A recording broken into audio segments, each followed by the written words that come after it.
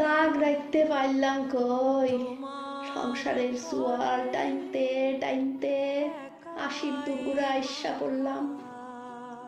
কোমরে জুন নাই, হাঁটুতেও জুন নাই, চোখে কম দেহি, মনেও শান্তি নাই।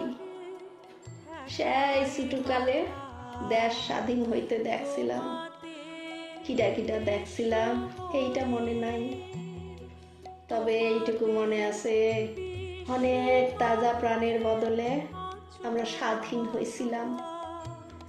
কত মানুষ, কত দেশভক্ত শহীদ হয়েছিল। তারপর থেকে আজও বাঁচার লড়াই, এখনো পরনে তেনা, ঠিক মতন খাওয়ান জুটে না। তাই দাগ রাখনার হয়ে উঠল না গো বাবুরা।